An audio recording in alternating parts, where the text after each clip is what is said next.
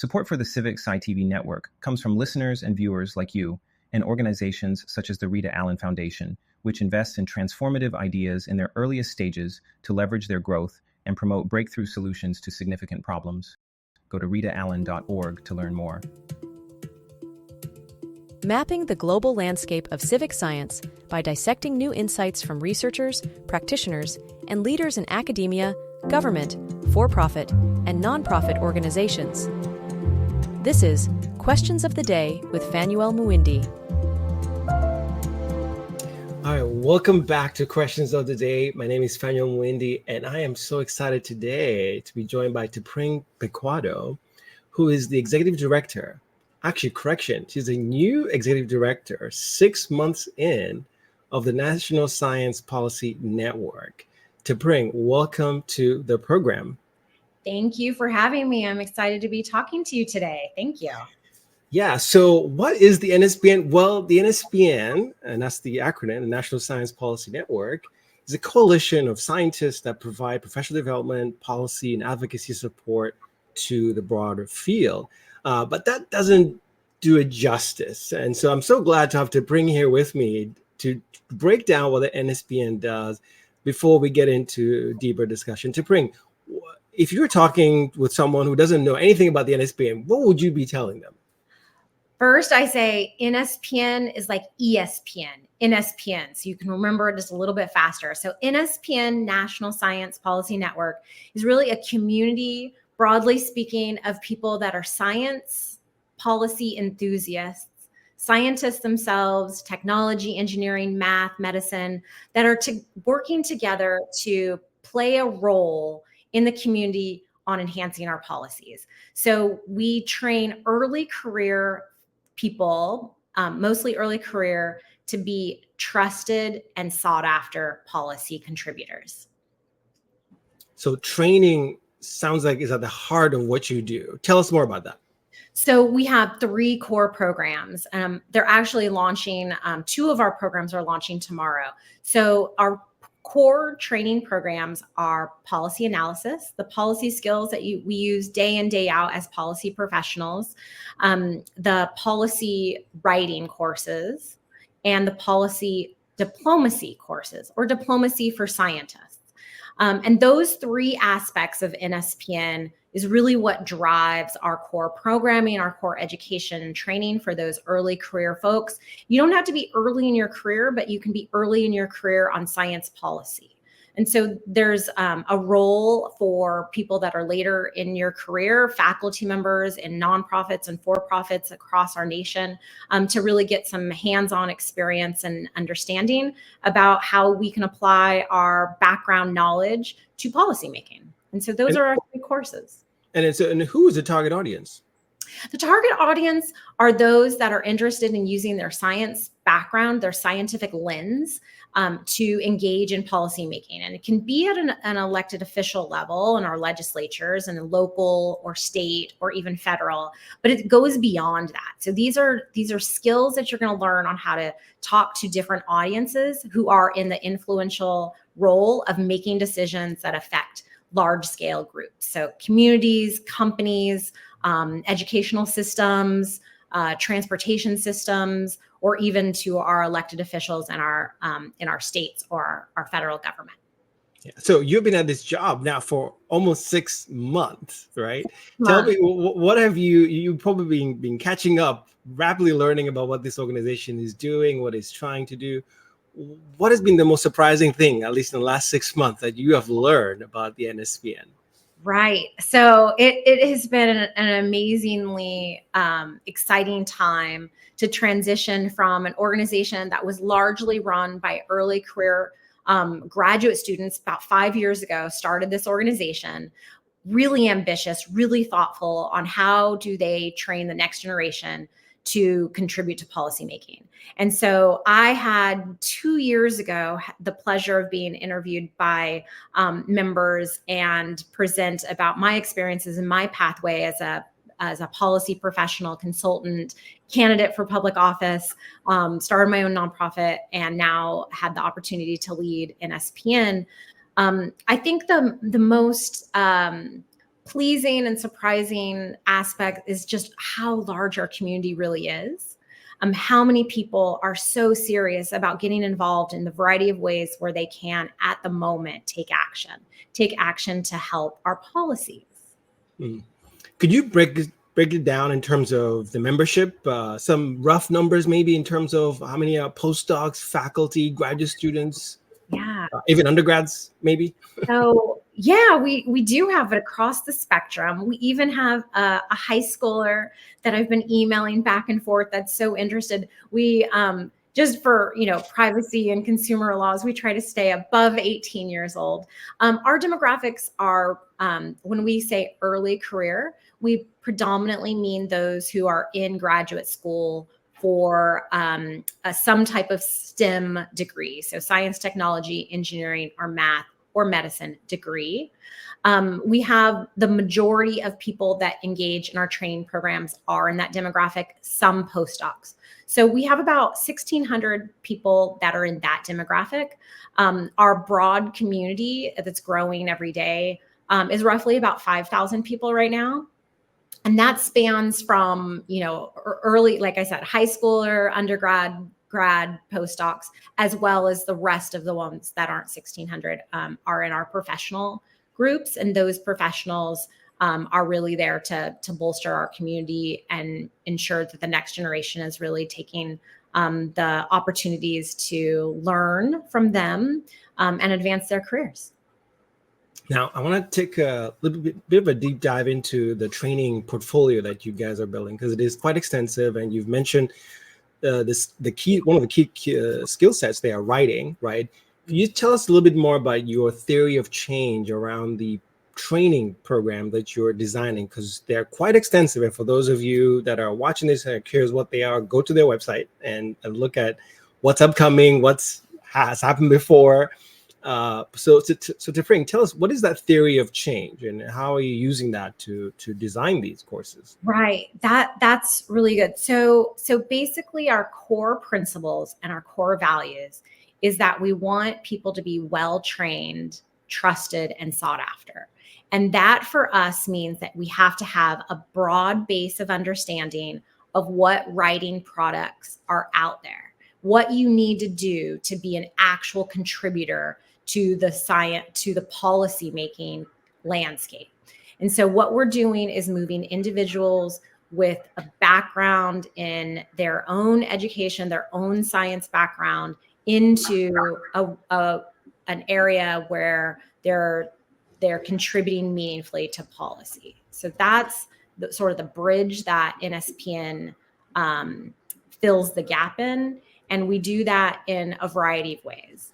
One, we teach individual writing, so blogging and op-eds, right? And so that comes from a perspective that we expect to be a scientific base, but not necessarily on anything outside of your own thoughts and advocacy.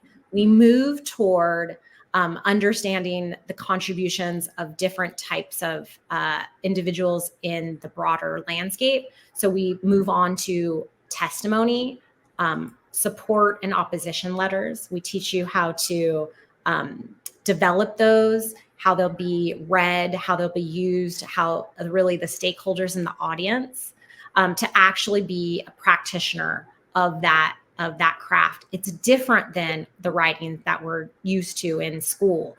And that's a really important factor that our training programs take into consideration.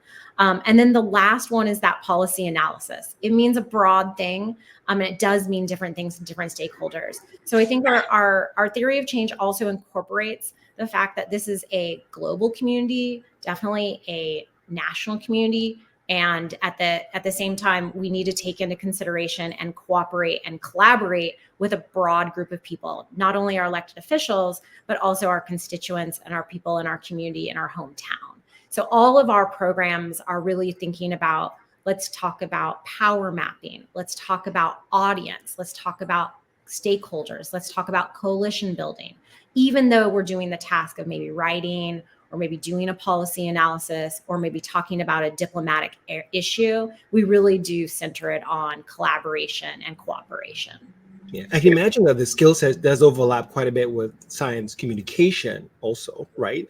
And so I'm curious, when you think about impact, what is that key metric in your courses that you're looking for or hoping to see, and how are you tracking it? Yes, good questions. We are developing a tracking system right now. We have that for our courses that are in a launch for the first time under my leadership. And so what are we tracking? The first and foremost, what we're tracking is, did you gain skills over the course of 6 to 8 weeks that you didn't have before? One, did you gain the confidence or the self-efficacy to go out and take action? And 3, did you go out and take action? Those actions don't have to be getting an actual job. They could be, did you contribute to your community? Did you go out and do a public testimony at your local city council room? Did you write in from your scientific background and contribute to providing a letter of support to a bill that just caught your interest?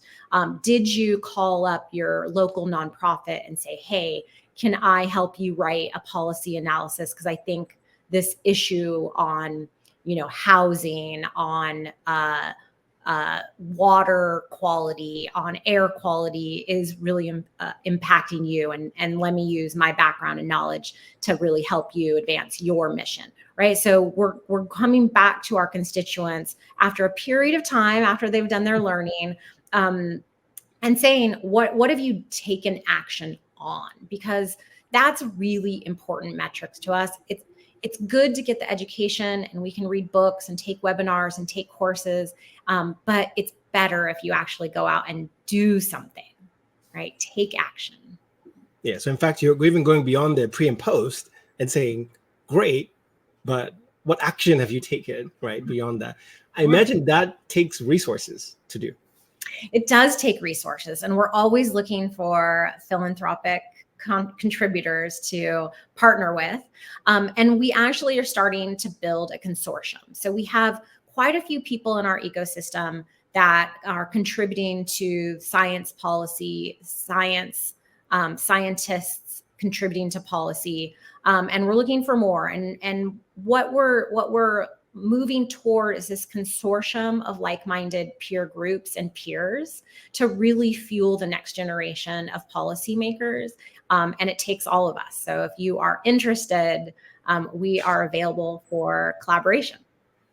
Yeah, and in fact, the 2025 NSPN Annual Symposium, right, is taking place next year in Seattle, Washington. So for those of you, again, go on the website. Maybe you want to say a little bit about it.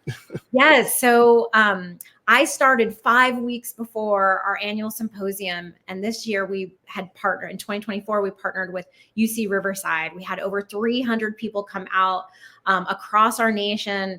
I would like to say internationally, because we also had Canadians there. And it was an amazing opportunity to have some education, to network and collaborate, but also be inspired to go on and take that action that I was talking about that is so important for not only us as individuals and our own careers, but the whole nation. So we need you to be participating in the science policy making. And our symposium is one of our signature events that brings people together to talk about those grand ideas and find collaborators and network and really grow our contributions. And so I encourage you to keep a lookout for registration. That should be coming up within the next couple of weeks, at least next couple of months, in Seattle, where we're going to be, I can tell you this, that the theme is going to be infrastructure in the modern era. And that is going to be broadly thinking, whether you're thinking about energy infrastructure, transportation, healthcare, housing, infrastructure, and think broadly. Yeah. And then I think part of the bringing people together, right? Part of what NSPN does, and many other organizations as well, is together we're stronger, right? And when you realize you're not alone trying to do this work, especially for those, many of us, you and I also have gone through the STEM training, PhDs, right? Yes. Finding like-minded communities like NSPN, JSPG, all these places, right? I think makes a huge difference. I wanted to go back to something you said earlier about philanthropic support to do this work.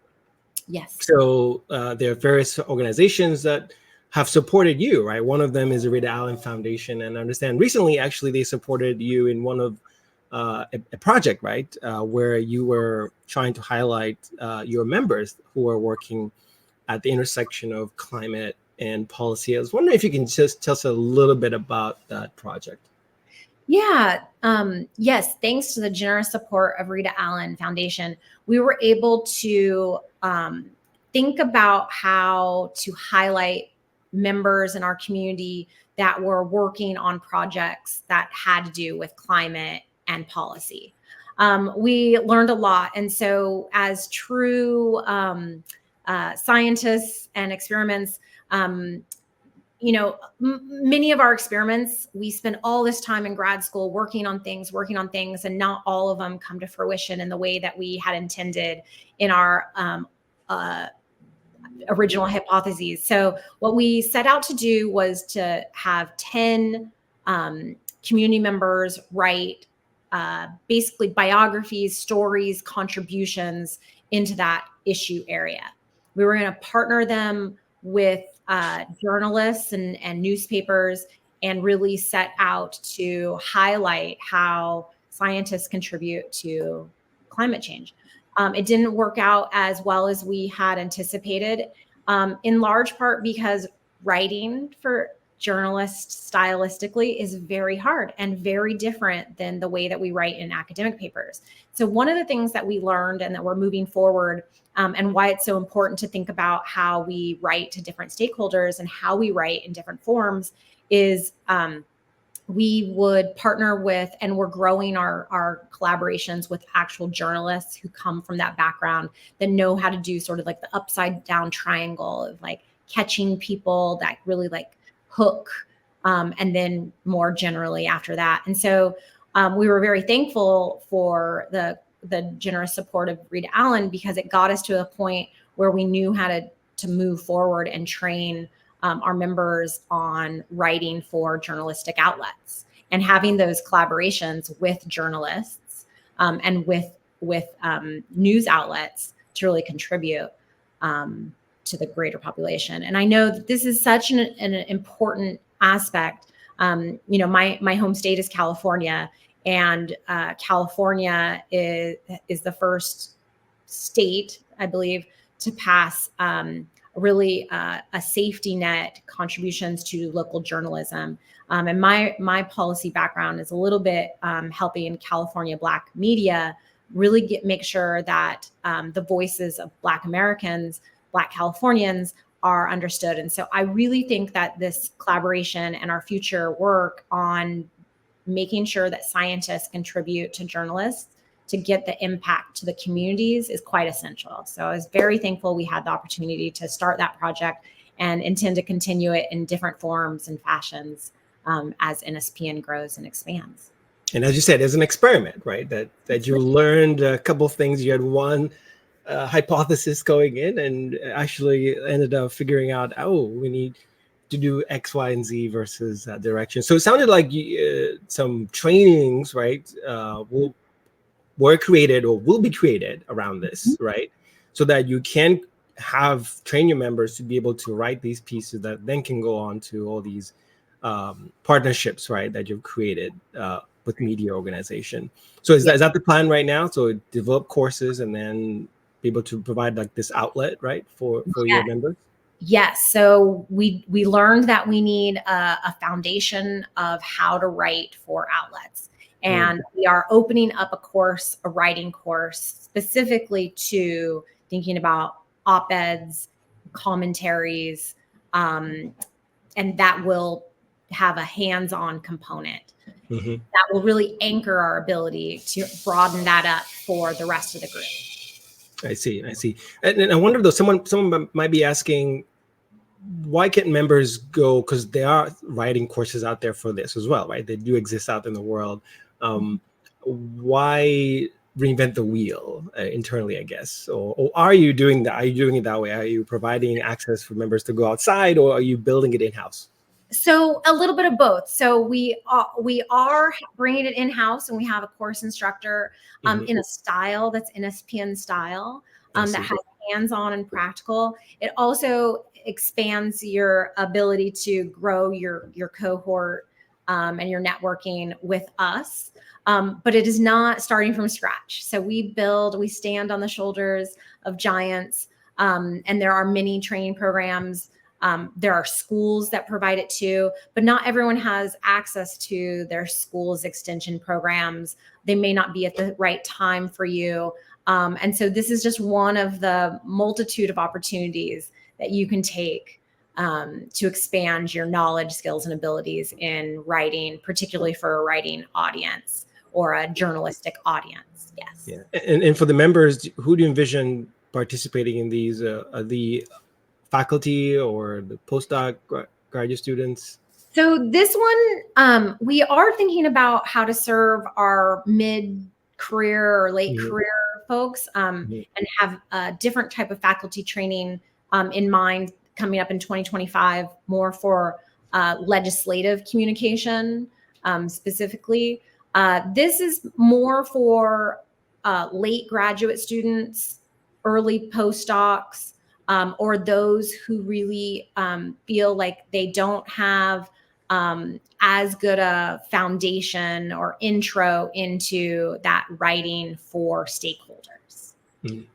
Yeah. So it could also be a faculty member, but we're thinking that our population is primarily that early career stage. Yeah, and we keep saying membership. So can you tell us about the membership process here? I imagine there's a faculty listening to this, right? To graduate students, postdocs, and they're going to go, how do I become an NSPN member? Yeah, so to become an NSPN member, you go to our website and you fill out a profile. So we're looking to grow our community of people that are science policy enthusiasts as well as scientists. So anyone in the STEM field that has an interest in policy, and also those who aren't in the science field but have an interest in science policy. It's a free membership. We include everyone. You just fill out that profile. You get on our mailing list. We open up opportunities. You have, by joining NSPN and becoming a member, you have early bird access to our symposium and in-person events, as well as we're growing, we have some opportunities with elected officials that would be exclusive to those who are signed up in our community specifically. And it's really an opportunity to join a collaborative community and find others that you may be working with in the future. Another benefit to join our community is you have opportunities to collaborate with sort of ready-made projects, things that you can take action on now. And so we have initiatives like Science on the Ballot, where we've curated questions, particularly for your states, that you can go out if you have interest and ask your candidates in your area the science questions that are pressing and on your mind. So you can contribute to that. And that really takes being a part of the NSPN community to get access to those and to be sort of have these curated opportunities where you don't have to go and invent it up yourself or get a group of friends to do it. You have a ready set group of community members with similar backgrounds and interests to you. So join the NSPN community. You can go to scipolnetwork.org, our website, to find out more. Yeah, and this idea of not having to start from scratch, right? You're building partnerships, right? And another partnership that we haven't talked about is the Research America one, right? Because I think several of your members have been micro grantees, right, in the past. So I think that partnership, that for those who are listening, organizations such as NSPN provide this launching point, if you will, right? That then enable members, right, to realize, hey, I can participate in this landscape more broadly.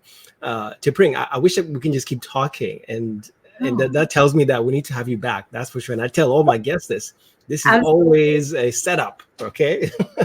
It's an initial conversation. We're just starting. Initial conversation, and we've covered so much territory, and yet still lots more to cover. So you're 6 months in. What is your vision for the NSPN? I envision NSPN to be a global leader in connecting people with meaningful opportunities and contributions in the science policy landscape. And that incorporates like-minded organizations like Research America, sponsorship opportunities, foundations like the Gordon Betty Moore Foundation, like the Rita Allen Foundation, Sloan Foundation, et cetera. Thank you so much for the generous support already. They're part of our ecosystem, and individuals that are going on to do amazing things. So not only did they start out talking about their ideas, getting a little bit of training, having some hands-on practical experiences, I just see that growing greater and more impactful every day. And so in 5 years from now, you asked about demographics, we're going to have a diverse and robust ecosystem of partners and contributors that are really making a difference in science policy that affect my life, your life, and everyone on our planet's life. Wow. And food for thought experiment, you have a $200,000 unrestricted grant, right? Imagine this for a second to bring, right? Yes. What would you do first? What would I do first? Well, we are fundraising for that right now. So that is a very good question.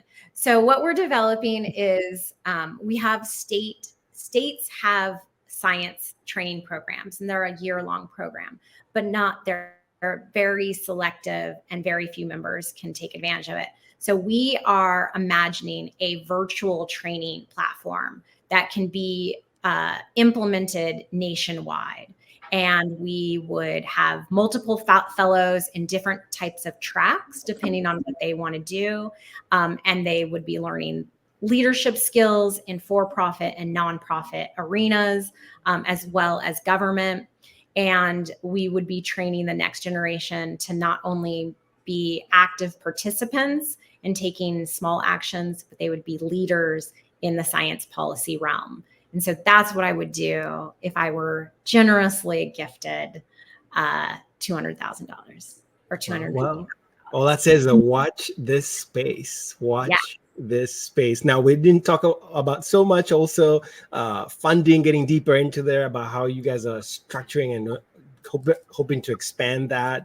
You mentioned fundraising, evaluation. We did a little bit about it, but that's something that I think in the future we can have deeper discussions about Tepring as well. And your partnerships, right? We explored a few there with the Rita Allen, but I know you have many others that you're developing. I imagine one with the JSPG, for example, right? With all these writings, policy pieces, that's like a natural home I can envision being, right? So much to discover, so much to talk about. But I wanted to just leave that as a teaser for those who are listening, and also for you to come back, because we want to explore. Because what we try to do here in our program and the Hope Network is to understand what the ecosystem, how it's changing, because things are changing so quickly. It is. And we want to be able to capture it. And what better way than talking to the people on the ground directly? So I really appreciate taking the time to talk with me today. Thank you so much. Happy to be here. Happy to come back. Thank you so much.